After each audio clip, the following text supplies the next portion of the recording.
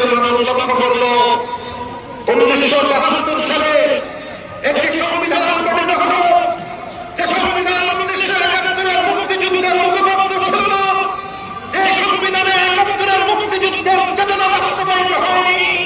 1972 সালের সংবিধানের মধ্য দিয়ে আমাদের পার্শ্ববর্তী বন্ধু পরিচয়কারী প্রভুত্ব ফলে ভারতের জাতীয় প্রেসক্রিপশন বাস্তবায়িত হয়েছিল। মুক্তিযুদ্ধের চেতনা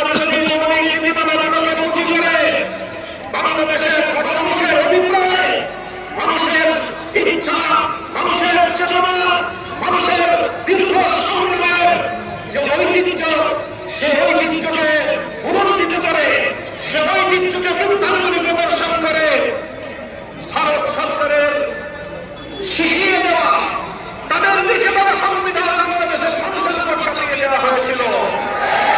আর সেভাবেই 1971 মুক্তিযুদ্ধের সফলতাকে চিন্তা করা হয়েছিল।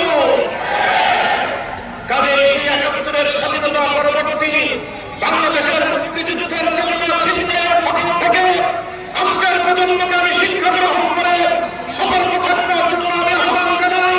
তোমরা পাড়ায় পাড়ায় দুর্গ করো, তোমরা পাড়ায় পাড়ায় আমাদের বসো, তোমরা মসজিদে মসজিদে ধর্ম মত নির্বিশেষে সমস্ত জনগণকে নিয়ে ঐক্যের প্ল্যাটফর্ম করে সংগ্রাম পরিষদ করে তুলো।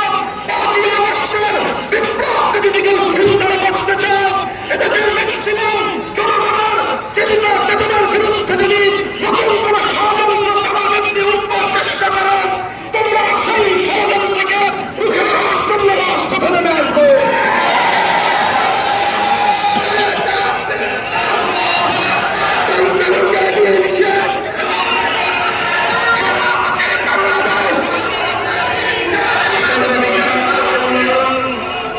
আজকের এই মঞ্চ থেকে বৈষম্য বিরোধী ছাত্র জনতাকে আমি অভিনন্দন জানাই। তারা শুধুমাত্র গণ-অভ্যুত্থান অর্জিত হবার পরেই, গণ-অভ্যুত্থান সংগঠিত হবার মাধ্যমেই তারা তাদের দায়িত্বকে আনতে পারেনি, বরং নতুন অভ্যুত্থানকে ব্যর্থ করার জন্য জাতীয় এবং আন্তর্জাতিক পর্যায়ে দেশের ভেতরে বাইরে যত ষড়যন্ত্র চলছে, সেই ষড়যন্ত্রগুলোকে মোকাবেলা করবার জন্য বৈষম্য বিরোধী